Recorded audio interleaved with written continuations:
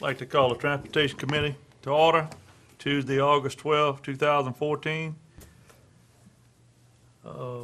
Ms. Secretary, let it be known that Ms. Casso's in traffic. She's on her way. The invocation and the pledge will be led by Councilman Lohr. Dear Lord, as we gather today, we ask that you please shed your graces for a speedy recovery of Mr. Charles Dixon. And we also ask for your grace for the LeBeau family who recently lost a loved one. We also ask that you keep all of our loved ones safe, especially our youngest, as they begin the new school year traveling in buses on our roads. In your name we pray. Amen. Amen. I pledge Allegiance to the flag of the United States of America and to the republic for which it stands, one nation, under God, indivisible, with liberty and justice for all. Thank you. Anyone wishing to speak on any agenda item, please sign in with Ms. Liz. No chairman's report.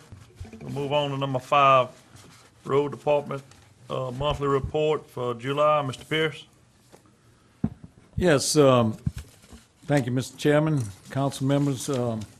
We had a total of 2.48 tons of recyclable materials that were collected at the monthly road show held at Walmart in Prairieville. And so far this year, we had a total of 14.98 tons of recyclable materials collected at that Walmart road show. We had a total of 12.05 tons of recyclable materials were collected at the DPW drop-off in July, for a yearly total of 103.87 tons. The DPW work orders totaled 222 last month, with 12,275 feet of ditches were cleaned and 2,579 feet of culverts were blown out. 152 miles of ditches were cut and 173 miles of ditches were sprayed. Regarding the lot litter violations in July, we had 20 lot violations were reported in July. 2 lots were cut by the Parish contractor, and 2 liens were filed in July. 11 lots were cut by the owners, and 3 were found not to be in violation. 4 are in the process. The litter violations process, there were 10 litter violation complaints were received and processed by DPW in July. 1 complaint was turned over to the Justice of the Peace's Court. 2 were found not to be in violation, and 7 were cleaned by the owners. 1 fire hydrant obstruction was reported, which was cleared by the owner. That concludes my report. Just for informational purposes, we have a total of 507 road miles in Ascension Parish, approximately 29 miles on the west bank and 478 miles on the east bank. Thank you. Thank you, Mr. Pierce. Ms. Liz, let me know Ms. Terry's here. Ms. Terry, you have anything for Mr. Pierce for the July report? I apologize for my late arrival, but the traffic was terrible. Everybody got that? Mr. Joseph? No, sir, no, sir. Well, yes. Mr. Pierce, on those lot violations, just a reminder that, that there's lot violations in subdivision. We do not have anything in the rural area for those lot violations yet. No law, correct? That is correct. I just want the public to know that. Thank you very much. Welcome, Mr. Lohr. Mr. Lohr, you have anything? I don't. Thanks. Mr. Lambert? Okay. Move on to number 6, status report. Mr. Jason. Parish projects total approximately 37.3 million right now. Church Point at Roddy Roundabout, that is still working with getting the property from the owners. The 2013 road maintenance package, that is in the bid process. We have our mandatory meeting for any potential bidders Tuesday. Roddy Road at Cannon Roundabout, looks like that's going to be consolidated into something we're going to talk about tonight for item 12. I'll get to that later. Parker at 929 Roundabout, the design is continuing on that. We still have not gotten a letter from Shell. They've agreed to it in emails. They've agreed to it in a few other ways, but not in an actual binding agreement. Parish-wide horizontal curve sign upgrades, that agreement is in the works. That is now moving along quite well. I have to commend our survey department. They went out and did all of these curves as far as getting the groundwork for that done in less than 3 weeks. That is commendable. Highway 42 sewer improvements, the collection lines are continuing to get put into place, and the estimated completion date is still February 10th. Highway 73 sewer improvements, the new estimated completion date is December 22nd for that road, not for the sewer, but for the road. St. Landry Edenborn Connector, we received 30% plans a little over a week ago, and have received additional funds from capital outlay. On state projects, approximately $75.4 million. LA 30 mill and overlay, the pre-construction on that was held, that should be July 18th, not June 18th. And the start date is set for August 11th with a 90 working day project. That is going to be a moving project when they get it going. LA 3251 and 1003 mill and overlay. I'm not quite sure where this is, so I've got to look that up. It just kind of showed up on this morning on their list. LA 431 intersection improvements. All of those intersections, if y'all been by them, are still moving along. They are going to blacktop soon. LA 42 widening, we've already talked about. Clearing and grubbing, anticipated completion is February again. LA 431 Gold Place, that is still in design, and this will fall off the list for next meeting. The LA 22 at Isaac, emergency and bank repair on the bridge, will fall off for the next meeting. Any questions? Got one. Mr. Lambert? 431 and Black Bayou and school. That job was supposed to be finished in May, wasn't it? Yes, sir. They had rain delays. Complaints on that road, taking forever for them to put the last coat of asphalt. It's been ready for it for a month now. Yeah, I agree with you. I can only assume from a contractor's point of view that they want to put down the asphalt all at one time. Yeah. I guess one other thing, it's not on the state highways. Parish roads, Cannon Road from the bridge to Roddy Road, when is that getting on the projects to resurface? That is part of the 2013 road package. It's on that Okay. list. Should have been in the package for you last time. What about on the other end, where the second stage of putting the culverts in the ditch, closer to the apartments, closer to 44? The money was in the budget, and that was supposed to be, we did one half of it, but the second half, it actually joins to my district and Brian's district. The design is done. I'll have to get back with you on that one. Okay, because the money was in the budget, been in the budget for about 5 years on that. Yes, sir. Okay, that's all I have. Mr. Lowell? Jason, on LA 73, I realized that we're not managing that project, that's DOTD's.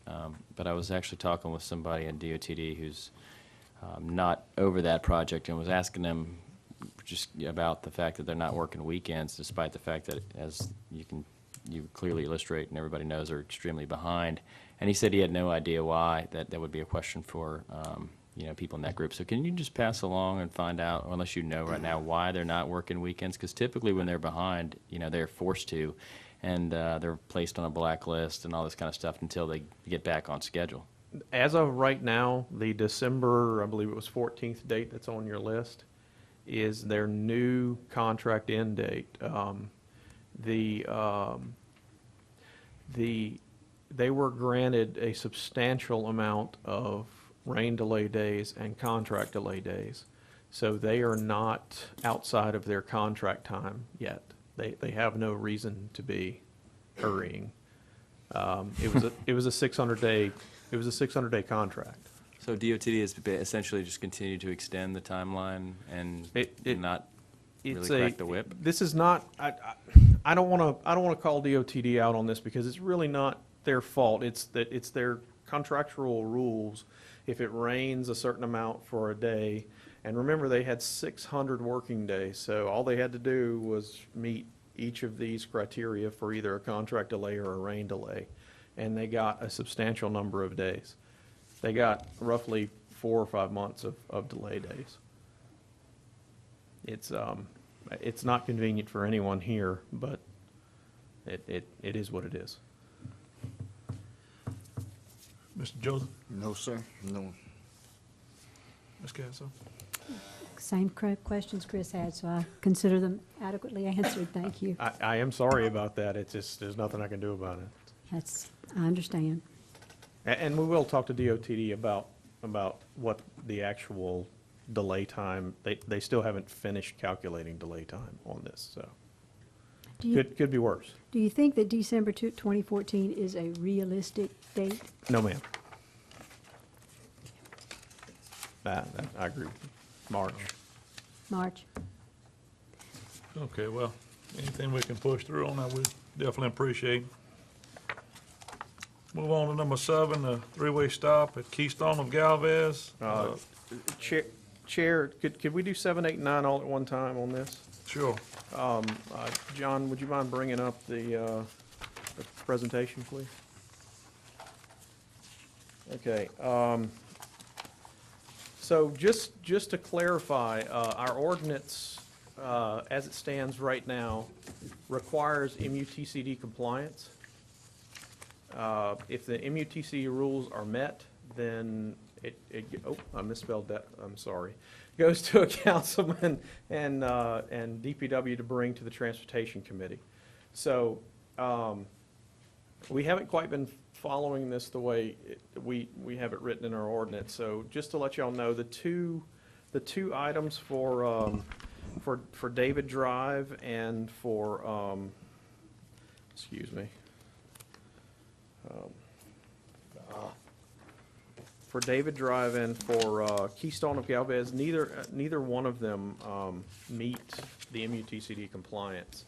And just to clarify, the MUTCD guidelines, you must have 5 stop sign correctable crashes, 2,400 vehicles over 8 hours, or pedestrians, bicycles, and vehicle traffic meeting 1,600 vehicles on the minor approach, and vehicles can't see oncoming traffic, meaning you have a sight distance problem, you can't see them when they're coming down, or it is at the engineer's discretion for 2 collectors that would benefit from a stop sign, and none of these meet those standards. And those are standards that were adopted by this organization. So. Mr. Lohr? Can I ask what that means as far as the crashes, the 5 stop corrected crashes, and what the time frame is for that? So a rear end crash would not be. A rear end crash, it's 12 months, so or a year in a 12-month period. So a rear end crash would not be, but a T-bone collision would be, just so you know. And over how many, what's the time frame? 12 months. 12 months, okay. How many crashes they had on each one of these roads? Uh, Over that? I did not find any crashes on these roads, but I can look again. Well, I'm looking for some type of changes here, because I have a serious problem. On Keystone of Galvez, we have a park now, Yes, sir. and this is a cut-through street for some of our neighbors in Livingston Parish coming through to get to the plants. I've had a number of crashes that come near that was close to some homes. You know, with the children and everything there at the park now, we're gonna need something to break the speed. You know, and they're using this as a cut-through street, so. I have some examples of ways of traffic calming is what it's called. John, would you mind bringing it back up, please? So, in other parts of the world and in the United States, these are the types of things they're doing to slow people down. If you look on your monitors, this is called a chicane. Basically, it's a built-in S-curve to slow people down. And you do it mostly with a little bit of asphalt and paint. This is bike lanes striped in roads that are wide. So for, say, Pelican Point neighborhood, they have 26 feet of pavement. You can narrow that down to a bike lane and 2 lanes. And that has been shown to slow people down. This is a built-in flower bed that is mountable, just in case people run through it so you don't hurt the vehicle. But this has been shown to slow people down. It's narrowing of lanes and having that visual sense of narrowing lanes. People the perception of the driver in every study that I've ever read is that the driver drives what he feels is safe, not what the speed limit is. So we have to, as a community, make these roads, in my opinion, make these roads that we want people to slow down on. We have to give them visual clues to slow down. Now that can be bushes, that can be paint, that can be various things. Speed cushions generally will slow people down, but it's not recommended. So there are different ways of doing this. You could put in many roundabouts. This is the most simple way of doing it, just narrowing the road. It's a 6-inch curve. I would personally want a mountable curve there, but and then that is an extreme version of it. So there are ways around for slowing people down, but I feel your pain on this. I do, and stop signs are not intended for speed control.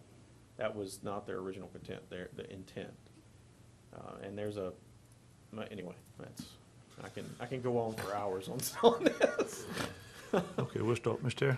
Do we have any budget for these kinds of speed reduction techniques? As far as I know, there's nothing specifically placed for that now. Mr. Joseph? Yeah, I know these 3-way stop signs starting to come up more and more and more now. And I think the last time I made the proposal that if they wanted it, they get 80% of the public, I guess that's where we at right now. You're looking for options, and your options are putting some more money on a situation, which we don't have. But, you know, if they're in a subdivision, and they're going through a subdivision, and that subdivision want to do that, it's just me. It's just me. I don't know what the rest of the council want, but if they get 80% of them to put a stop sign, and they feel when they going home they got to stop to make them safe, it only gonna cost us about $300 to put up 3 signs, stop sign. That's just me. Other than that, Sorry. you know, we can change the ordinance and make that proposal that they have to get 100% or 80% of that subdivision to agree. You know, I mean, other than that, we're not gonna solve the problem. That's just my proposal. I think you would have to change the ordinance, so, which is what you said, Right, in order for us to comply to our own rules of government, correct. so. Mr. Lord? Yeah, I mean, it kind of feels like the ideas that you presented that work and perhaps in other areas around the country are really not feasible options for us because of funding, because of our roads are frankly not in that kind of shape. And so we obviously have a situation, I mean, speeding is one of the #1 calls I get, and it's frustrating because, you know, it's technically the sheriff's office problem, right, to make sure that they're, you know, get out there catching the speeders and all of that. But we have a responsibility, of course, to try to help the citizens and try to do what we can. And if we need to revisit, if we're not going to be able to do these other options, and if three-way stop signs, you know, will help and they're cheap, as Councilman Joseph said, then I think we need to look at that. And then, you know, obviously we're talking about speed cushions later. But something else that I've read is they've been doing some more studies on are those flashing signs that display your speed. They now have Those them. work well. Yeah, well, they said that's actually one of the most effective because psychologically when people see their speed, they will reduce it to match it. Even if just temporary, it's better than them speeding. So I would ask that, because I saw one of those recently, they're solar powered, that fits on top of the speed limit signs that already are in place. You know, I can't imagine those are enormous in price. That might be something we could put all over these roads with just attaching to the speed limit sign. They qualify for grant money as well. What do those run typically, do you know? 500, 1,000? I think they're a little more than that. I think they're about $1,700. Still probably less expensive than some of those other solutions. Well, if we can get, if that's what you're proposing and the parish president agrees with it, I will look at the feasibility of getting it through a local road safety program grant. They have changed their rules to be open all year for these grants, so we can apply anytime we want. Mr. Lambert? I guess, you know, been on board quite a few years and take a beating when you put a three-way stop up. I personally have endured that, putting some three-way stops up. You thought the majority of the people wanted them until they went up. Then you really caught some heat. And are they slowing the traffic down? A lot of them are running the stop signs. So I don't know if that's effective. We're going to talk about speed cushions later, and that's another thing that kind of I caught a lot of heat in the last session with trying to put some in, and we're having hardships with the ones that's down now. So I don't know which way, other than trying to tell the public, hey, to slow down, follow the law, and get the sheriffs out there to write more tickets, and that's all. You know, we have a lot of deputies on the road. I know they're needed elsewhere, but that's one of their duties is to control speeders, and we may have to, you know, go to that. And I think Jason just said, you know, that speed cushions are not advisable. Well, I'm reading that from Mr. District Attorney's opinion right here also. So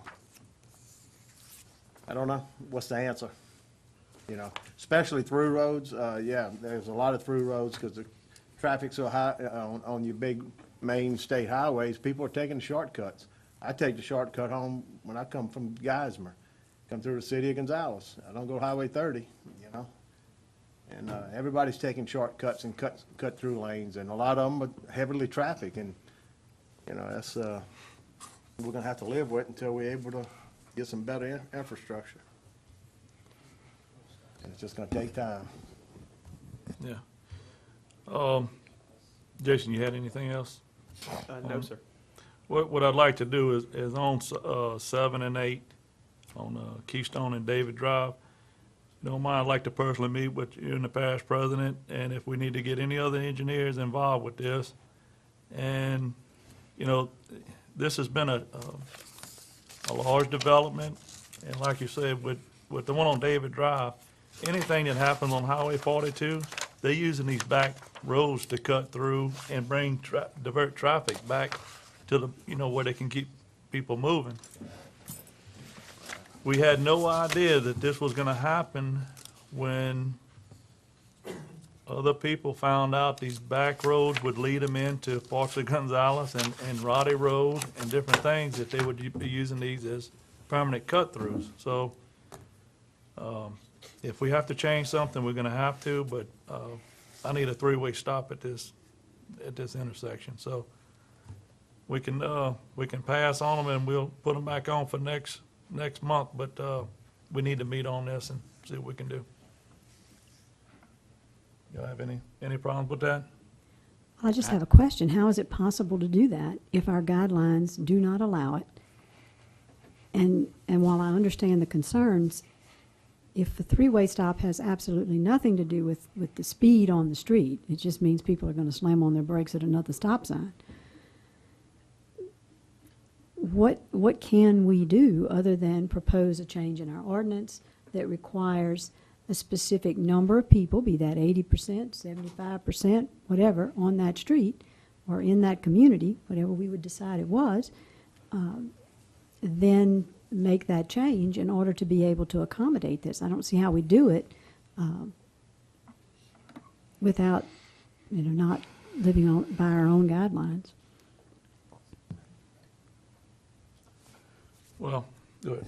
So, Joseph? Yeah, because I mean, this problem is coming, and you're gonna get the heat of all your constituents, and then what you're gonna come do, you're gonna say is a cut street, and then you're gonna recommend that we close the street, what we have done in the past. Okay. So we're really causing more problem for our own self, because if we block another street, that means that's another exit. We don't want three-way stop sign, because our ordinance don't give us the latitude to it, and we haven't made a suggestion on that yet. We don't have no money to put up any other things. I mean, somewhere along the way here, we're going to have to make a decision what we're going to do here. Now, you can study, but our study is pretty much done. We have put ourselves in this position, and we have nowhere else to go right now besides change the rules. And those are three options right now. You can go with Mr. Lower option, but once again, that is a funding issue, and that take time. So you can meet with the parish president and the engineer, but you're still going to have to come back here and ask us to change the law, if I'm not mistaken. Yeah, well, that's what I'm proposing, is if that's what needs to be done, then we need to make that decision instead of delaying that. I mean, it's not going to change anything when you come back. We do not have the appropriate guidelines to put these three-way stop signs in place. So do we want to change the guidelines? And if we do, we would need to recommend that to the council. I would definitely highly recommend that, but let me give you A, B, and C after we look at these intersections, and then Okay. have everything said. Would y'all feel comfortable with that, President? You just can't put three-way stop signs every time we got a problem. I don't think that's gonna solve your problem. I mean, we need to look at this thing. If you're gonna do that, you need to change your subdivision ordinance when the developer subdivision, just make them to where they put these streets or put these safety restrictions in as part of the subdivision ordinance from here on out. Because, I mean, I can see a pattern. We're going to have a pattern developing to where everybody's going to want these things. And then I don't think it's really the safest thing that we can do. I mean, if you want to get a safety engineer, a traffic safety engineer in here and talk about three-way stop signs, I'm going to tell you they're not going to have a whole lot of good news for you on it, because it causes more accidents than it prevents in most cases. So all you're doing is adding another person that's going to have to stop. Okay, and that's another chance of somebody running a stop sign right there and crashing. So anyway, it's up to you. We'll sit down, we'll talk, and go over and mull over some different options. But I mean, ultimately, it's going to be your decision if you want to change the ordinance. Okay. Mr. Terry? I think personally that the issue is speed, not stops. And and here's what I ran into recently at a homeowners association meeting when it was suggested that the speed in the subdivision was too high.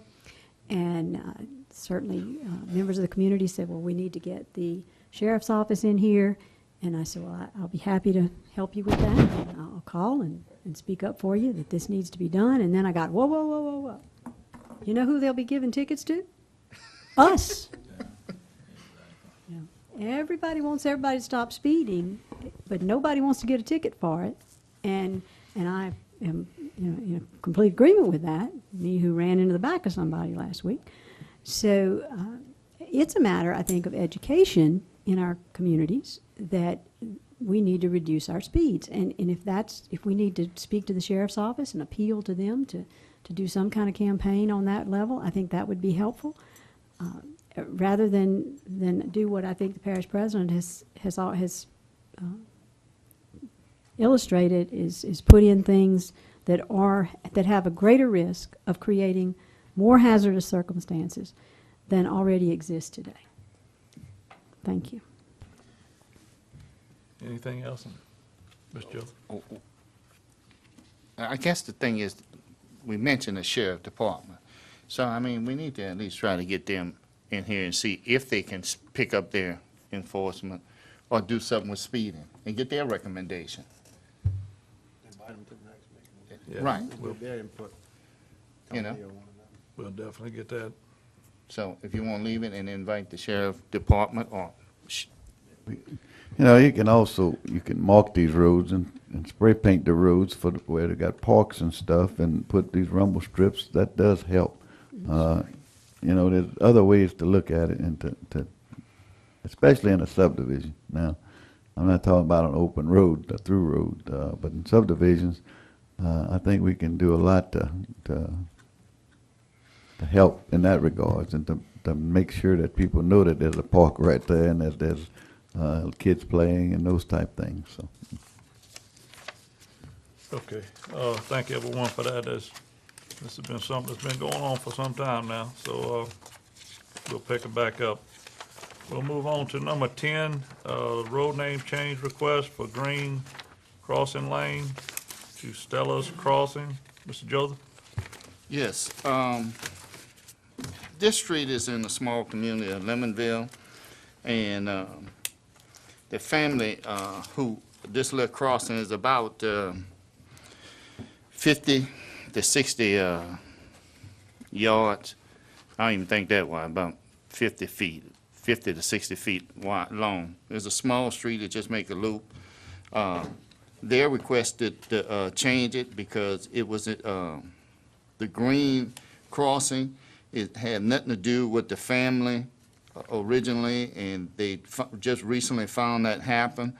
Stella was the grandmother of them who gave the land to the parish to put the crossing there. Make that motion, Mr. Chairman. Second. Moved by Councilman Lambert, second by Ms. Terry. Any other discussion? Not, motion passed. We'll move on to number 11, removal of speed cushions on Tiggy DePlessis Road. Before we get to Jason, Councilman Sadler, please come up.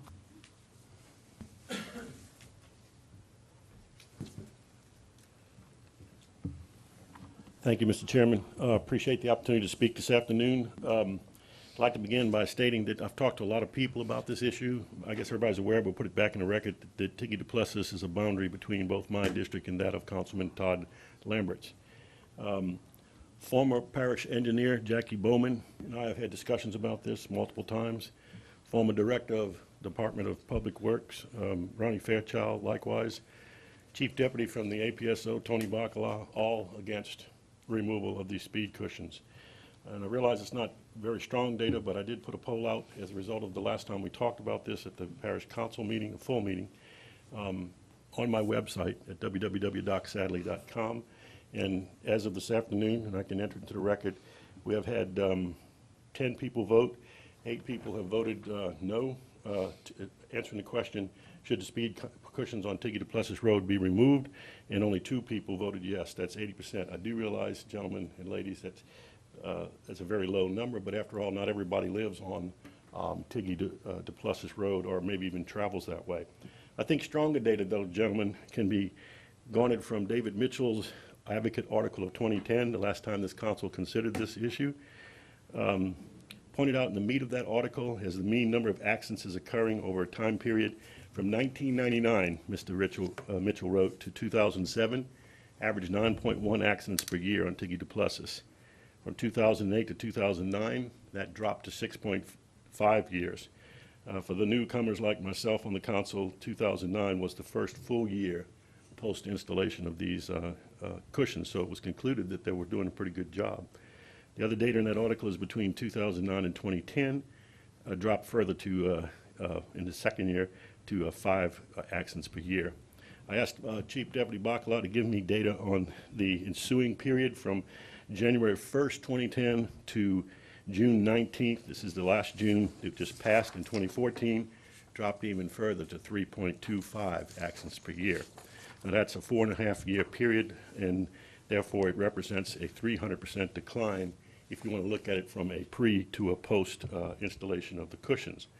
The current director, I don't know if you'll want to go on record, Mr. Moose Pierce and I have talked as well as to whether he's for or against it, but he did give me some advice before the meeting, and so I'm going to take it. I'd like to remind this council that 95-year-old W.P. Tiggy Duplessis was killed on that road, for his namesake, while he was out checking his mail from a speeder.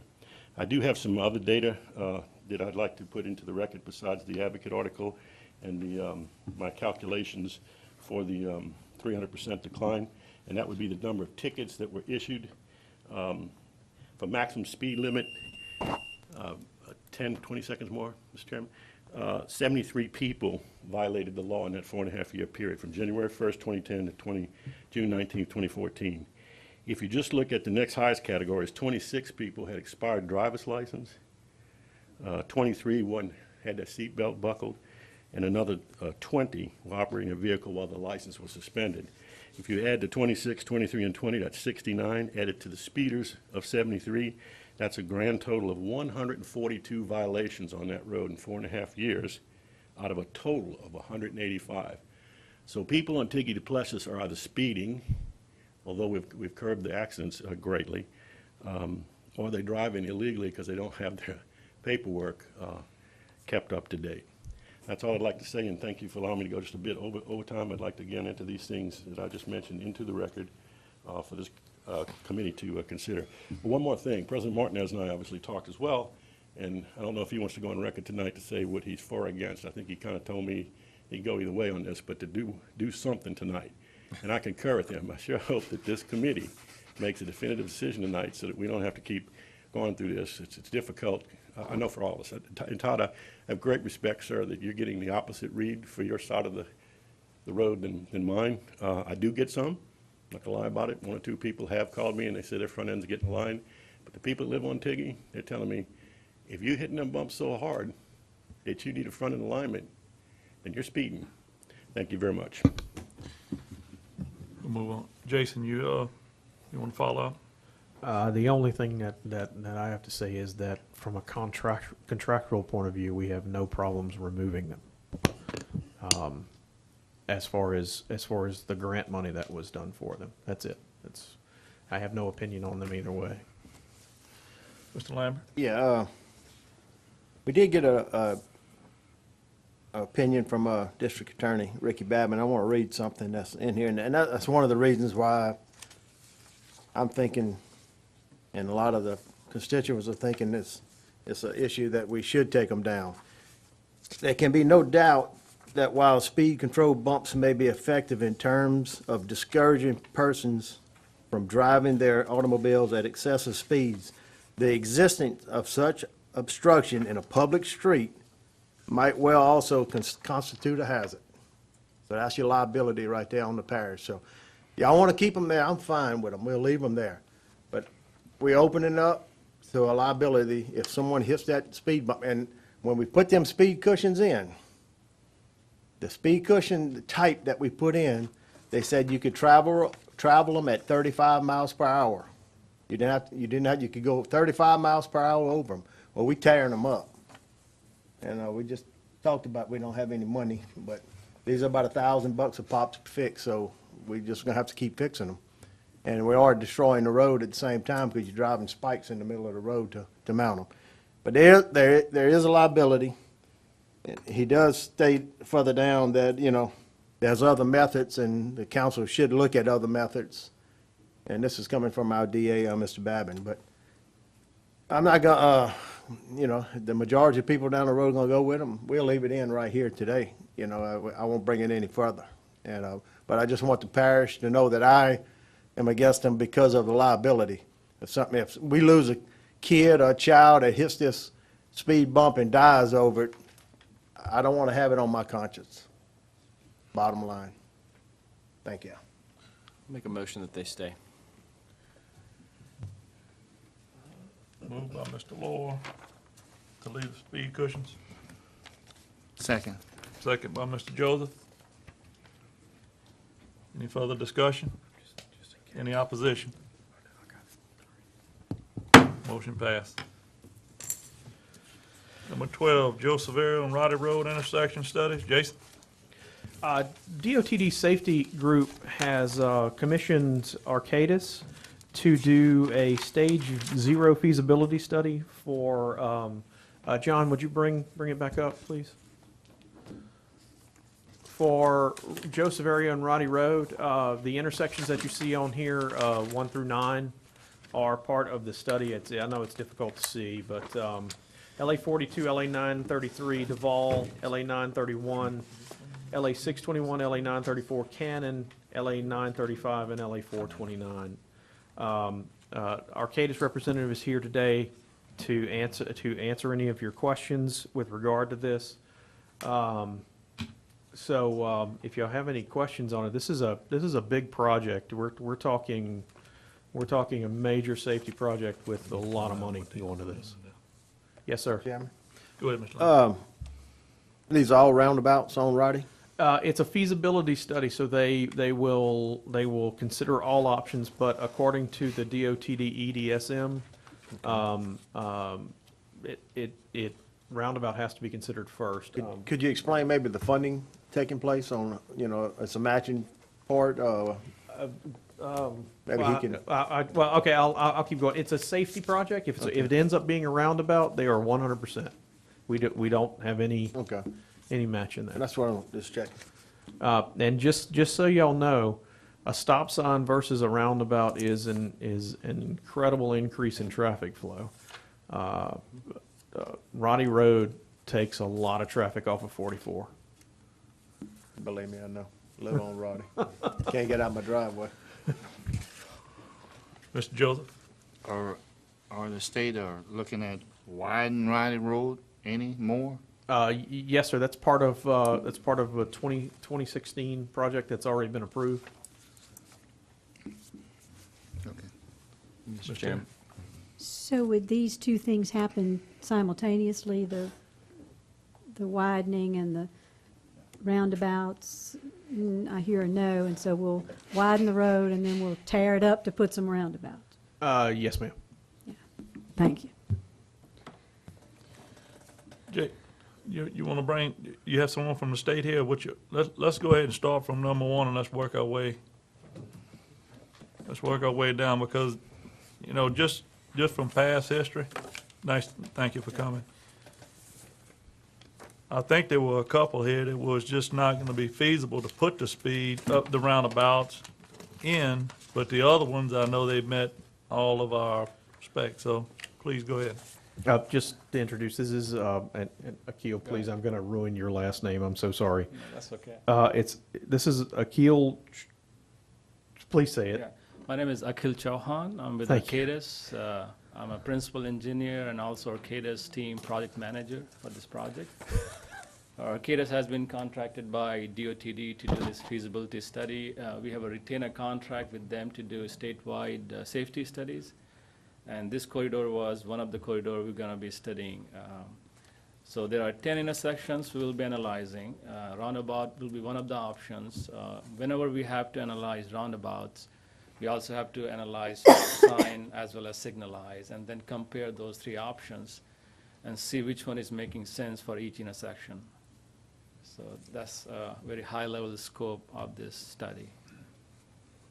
What is the time frame of your study? It's a one-year project. Our notice to proceed was May 22nd this year. Completion day is May 22nd next year. We had a kickoff meeting on June 18th, about a month back. And right now, because the schools are closed, we cannot collect any traffic data, but we are collecting crash data from Louisiana DOTD database. We will be analyzing that during the summer. As soon as schools are open, September 2nd week or so, we'll be collecting traffic data on the corridor. Great. Parish President? Yes.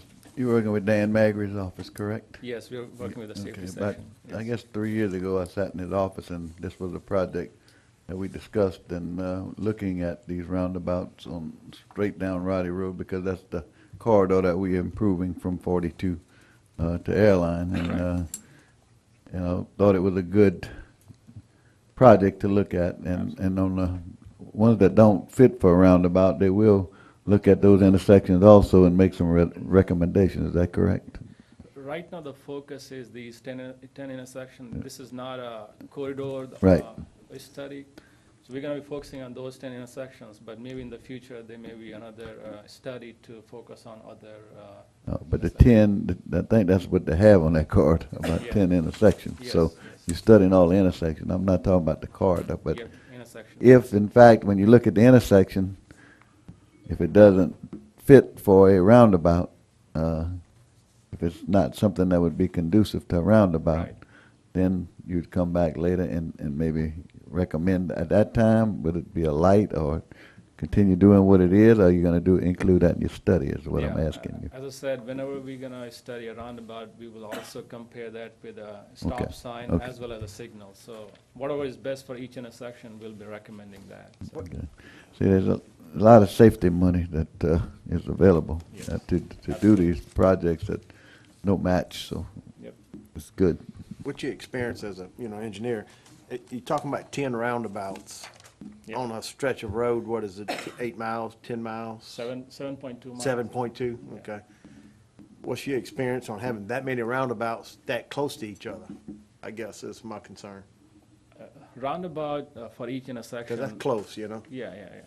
But if you say the Roddy Road is a two-lane road, one lane each direction, so the most of the conflicts are happening at the intersection.